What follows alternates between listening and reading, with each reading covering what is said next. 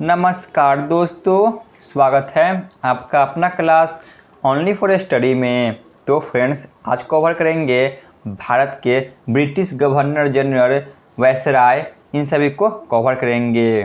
ठीक है ना। जो भी ब्रिटिश के गवर्नर जनरल और वायसराय थे, जो सभी भारत में बने थे, उन सभी से बहुत सारे प्रश्न सभी प्रकार के प्रतियोगिता परीक्षा में बनते हैं। चाहे वह एसएससी हो, रेलवे हो, एनटीपीसी हो या चाहे बीपीएससी टीचर का एग्ज़ाम हो, सभी में पूछे आते हैं। तो चलिए बिना टाइम वेस्ट किए हुए क्लास की शुरुआत करते हैं। सबसे पहले समझ लेते हैं कि कब से कब तक गवर्नर, फिर गवर्नर जनरल और वायसराय बने थे। 1757 से लेकर 1773 ईस्वी तक गवर्नर जनरल का पद चला था। इसके बाद 1773 से लेकर 1733 ईस्वी तक बंगाल का गवर्नर जनरल कहलाए। इसके बाद 1833 से लेकर 1857 ईस्वी तक भारत के गवर्नर जनरल के नाम से जाना गया। इसके बाद 1858 से 1947 ईस्वी तक वायसराय के रूप में जाने गए और इसके बाद 1947 से लेकर 1950 ईस्वी तक फिर से गवर्नर जनरल कहलाए। तो इन सभी के बारे में देखेंगे कि प्रथम गवर्नर जनरल, प्रथम वायसराय और अंतिम वायसराय कौन थे। इन सभी तथ्य को भी देखेंगे। तो चलिए देख लेते हैं। सबसे पहले है रॉबर्ट क्लाइव। जो महत्वपूर्ण वायसराय, गवर्नर जनरल जो भी थे, इन सभी को कवर करेंगे, जो बार बार एग्जाम में पूछे आते हैं। 1757 ईस्वी रॉबर्ट क्लाइव बंगाल का गवर्नर बने। जो रॉबर्ट क्लाइव है, तो यह बंगाल का प्रथम गवर्नर बनते हैं। यह बंगाल के 2 बार गवर्नर बने थे। जो रॉबर्ट क्लाइव है, तो यह 2 बार गवर्नर बने थे। इनका प्रथम कार्यकाल 1757 से 1760 ईस्वी तक रहा। इसके बाद इनका द्वितीय कार्यकाल 1765 से 1767 ईस्वी तक रहा। यानी कि यह अपना कार्यकाल 2 बार किए थे, 1757 से 60 तक, फिर 1765 से 1767 ईस्वी तक। यह जो कि बंगाल का पहला गवर्नर थे। इसके बाद 1765 ईस्वी इलाहाबाद की संधि हुई थी। 1765 ईस्वी में इलाहाबाद की संधि हुई थी। 1765 ईस्वी में ही इन्हीं के शासनकाल में बंगाल में द्वैध शासन प्रारंभ हुई थी। इन सभी तथ्यों को ध्यान में रखें कि जो यह प्रमुख तथ्य हुआ था, यह किनके कार्यकाल के दौरान हुई थी। जो द्वैध शासन प्रारंभ हुई थी, तो यह इन्हीं के कार्यकाल के दौरान प्रारंभ हुई थी, रॉबर्ट क्लाइव। इसके बाद है Warren Hasting, most VVI. Warren Hasting का कार्यकाल 1772 से 1785 ईस्वी तक रहा था।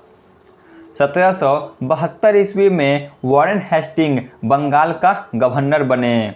जो वॉरेन हेस्टिंग है, यह बंगाल का गवर्नर 1772 ईस्वी में बनते हैं।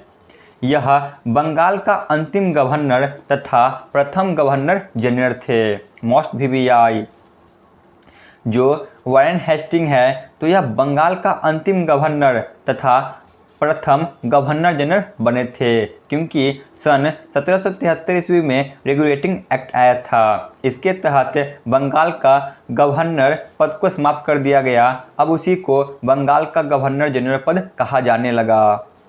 इसके बाद 1780 ईस्वी, इन्हीं के समय काल में भारत का पहला समाचार पत्र Bengal Gazette James Augustus Hicky के द्वारा प्रकाशित किया गया, मोस्ट वीवीआई। जो प्रथम समाचार पत्र है भारत का, वह है बंगाल गजट। तो इन्हीं के समय काल में जेम्स ऑगस्टस हिक्की के द्वारा प्रकाशित किया गया था, वॉरेन हेस्टिंग के कार्यकाल में।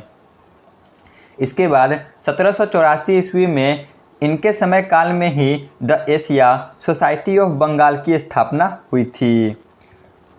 इसके बाद 1784 ईस्वी में ही पिट्स इंडिया एक्ट लाया गया था। ठीक है ना। 1784 ईस्वी में ही पिट्स इंडिया एक्ट लाया गया था। ये सभी इनसे महत्वपूर्ण प्रश्न हैं जो एग्जाम में डायरेक्ट बन जाते हैं।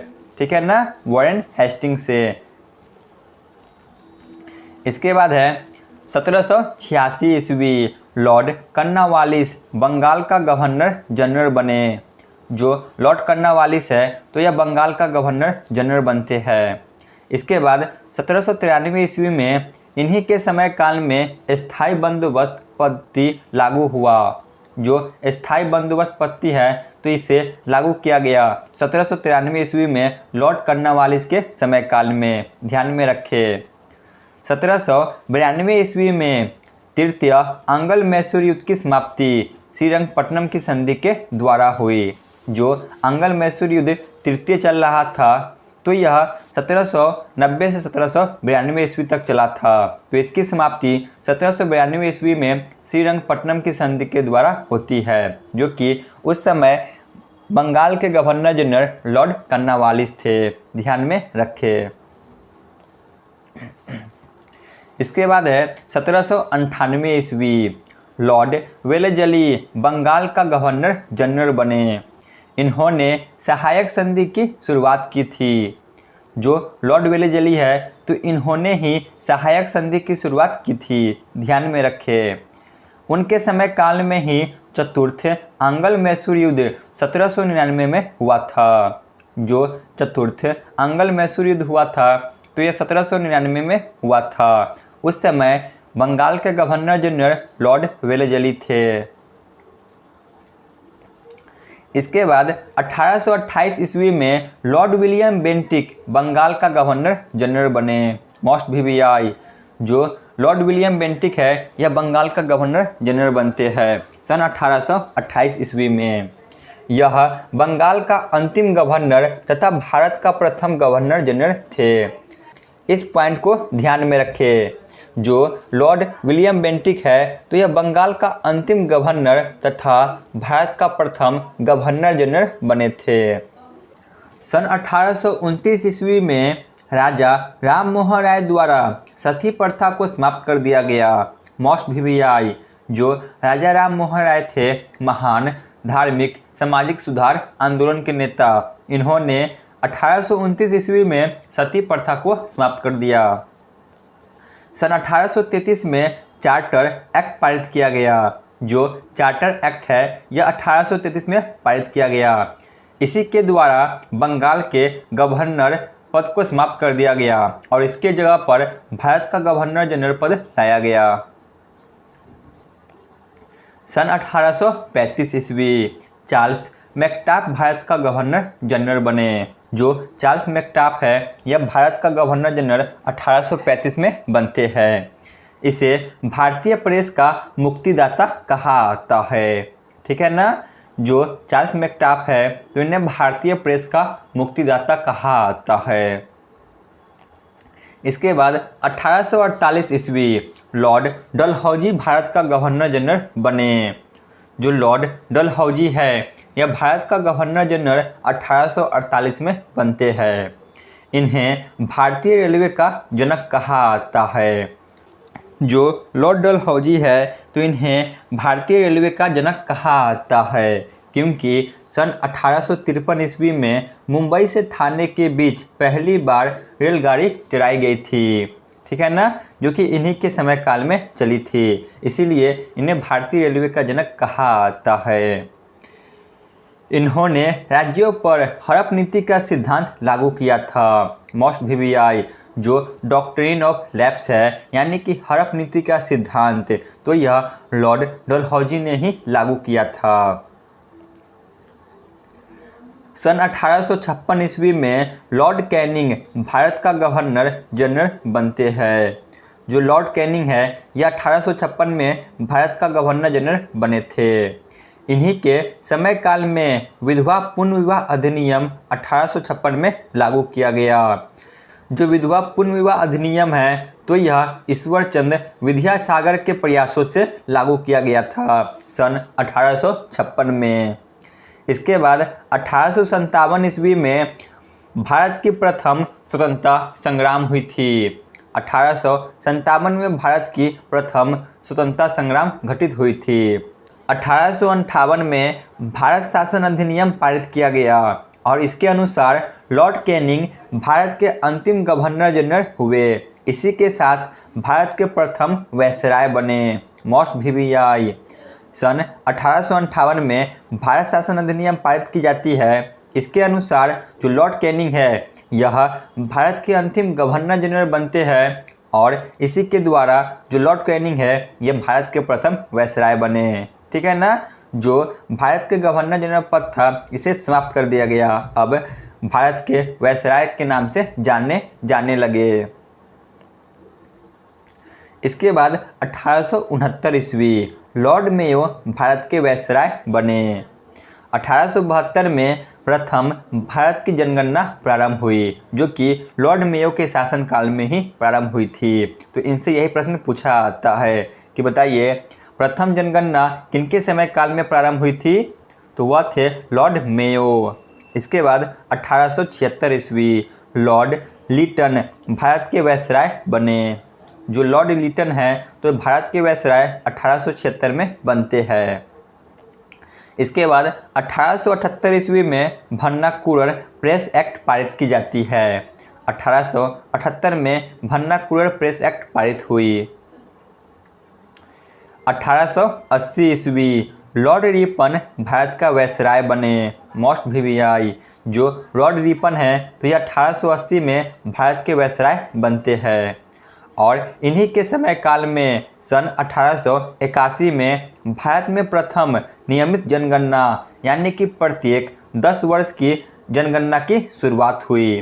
ठीक है ना। प्रथम दशकीय जनगणना की शुरुआत 1881 से हुई जो कि उस समय भारत के वायसराय लॉर्ड रिपन थे, ध्यान में रखें।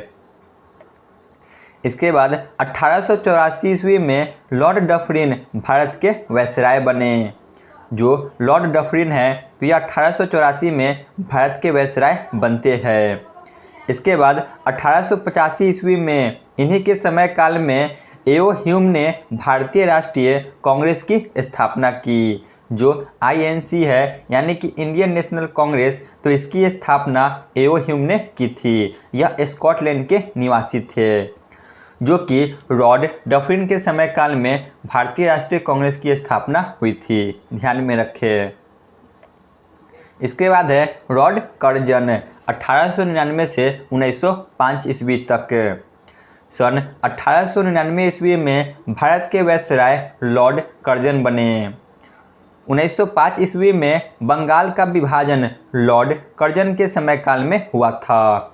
जो बंगाल का विभाजन हुआ था सन 1905 में, तो यह लॉर्ड कर्जन के समय काल में हुआ था। इन तथ्यों को ध्यान में रखें। इसके बाद है लॉर्ड मिंटो द्वितीय सन 1905 से लेकर 1910 ईस्वी तक। सन 1905 में लॉर्ड मिंटो द्वितीय भारत के वायसराय बनते हैं। मुस्लिम लीग की स्थापना 1906 ईस्वी में होती है। उस समय जो कि वायसराय लॉर्ड मिंटो द्वितीय ही थे।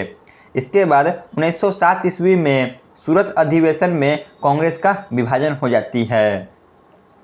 जो सूरत का अधिवेशन 1907 में हुई थी तो इसमें कांग्रेस का विभाजन गर्म दल और नरम दल में हो जाती है। इसके बाद है लॉर्ड हार्डिंग द्वितीय, तो इनका समय काल 1910 से लेकर 1916 ईस्वी तक रहा था। 1910 ईस्वी में लॉर्ड हार्डिंग द्वितीय भारत के वायसराय बनते हैं। सन 1911 ईस्वी में दिल्ली दरबार का आयोजन किया जाता है। जो दिल्ली दरबार है तो इसका आयोजन सन 1911 में की जाती है और इसी के साथ सन 1911 में बंगाल विभाजन को रद्द किया गया। जो दिल्ली दरबार का आयोजन हुआ था तो इसी में बंगाल का विभाजन को रद्द कर दिया गया। यह रद्द जो कि लॉर्ड हार्डिंग द्वितीय के समय काल में हुई थी सन 1911 में। वही बंगाल का विभाजन 1905 में हुई थी लॉर्ड कर्जन के द्वारा। 1911 में ही भारत की राजधानी कोलकाता की जगह दिल्ली बनाने की घोषणा की गई। यहाँ पे घोषणा की जाती है जो दिल्ली दरबार हुई थी इसी में कि भारत की राजधानी कोलकाता की जगह दिल्ली को बनाया जाए। तो इसके अगले वर्ष 1 अप्रैल 1912 को भारत की राजधानी दिल्ली को बनाया गया। ठीक है ना। दिल्ली को राजधानी 1912 में बना दी जाती है। तो इसके बाद 1914 ईस्वी में प्रथम विश्व युद्ध प्रारंभ हुई, जो कि 1914 से लेकर 1918 ईस्वी तक चली थी। इसके बाद है लॉर्ड चेम्सफोर्ड, देख लेते हैं। 1916 ईस्वी में लॉर्ड चेम्सफोर्ड भारत के वायसराय बने। 1916 में ही लखनऊ अधिवेशन में कांग्रेस का एकीकरण हो गया। जो कांग्रेस का विभाजन हुआ था 1907 के सूरत अधिवेशन में, तो इनका एकीकरण 1916 के लखनऊ अधिवेशन में हो जाती है। जो उस समय भारत के वायसराय लॉर्ड चेम्सफोर्ड थे।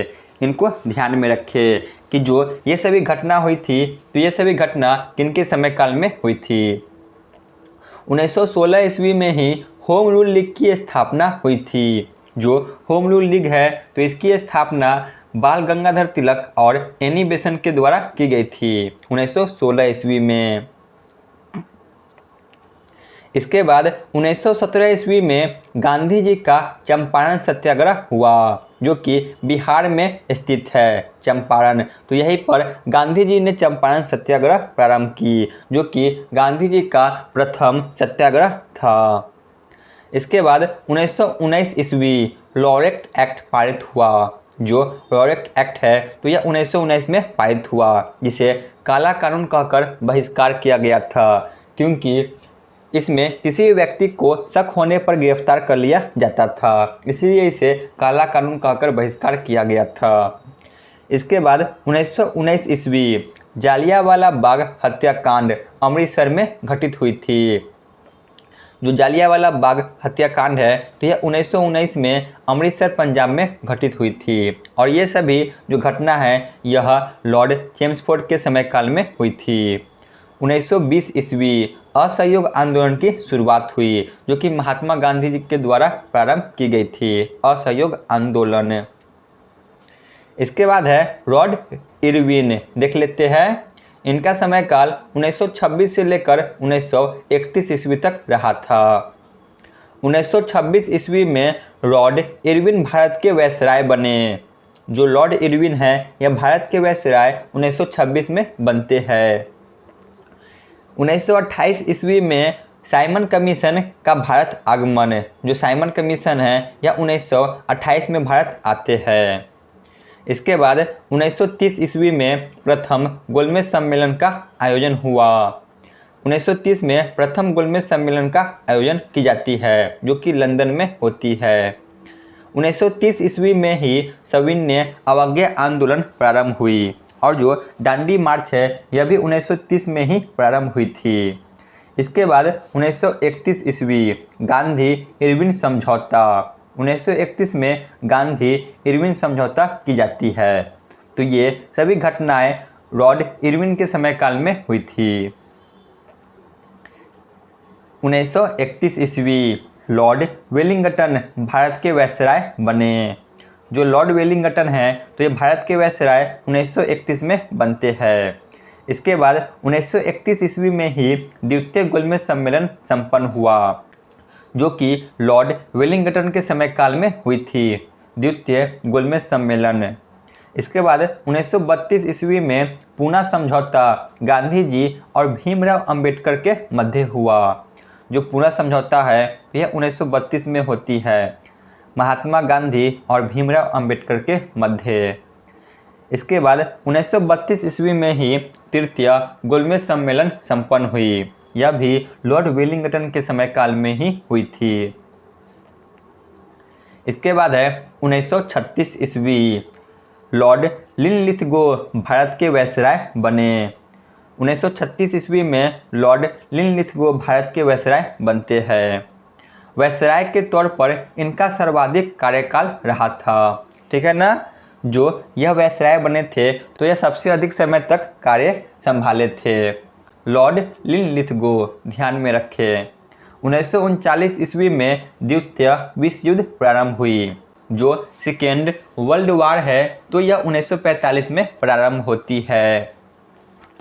इसके बाद 1942 ईस्वी में भारत छोड़ो आंदोलन प्रारंभ की जाती है, क्विट इंडिया मूवमेंट 1942 में। ये सभी घटनाएं लॉर्ड लिनलिथगो के समय काल में हुई थी। 1947 ईस्वी लॉर्ड माउंटबेटन भारत के वायसराय बने। यह अंतिम वायसराय और स्वतंत्र भारत के प्रथम गवर्नर जनरल बने थे। मोस्ट VVI जो लॉर्ड माउंटबेटन है तो यह अंतिम वायसराय थे और यह स्वतंत्र भारत का प्रथम गवर्नर जनरल भी बने थे। इसके बाद 1948 ईस्वी में सी राजगोपालाचारी स्वतंत्र भारत के प्रथम एवं अंतिम गवर्नर जनरल बने थे। ठीक है ना, जो सी राजगोपालाचारी है तो यह स्वतंत्र भारत के प्रथम एवं अंतिम गवर्नर जनरल बने थे। तो यहाँ पे जितने भी गवर्नर जनरल और वायसराय थे ये सभी समाप्त हुए। आप लोग कमेंट में जरूर बताएं कि आपको यह क्लास कैसा लगा। धन्यवाद।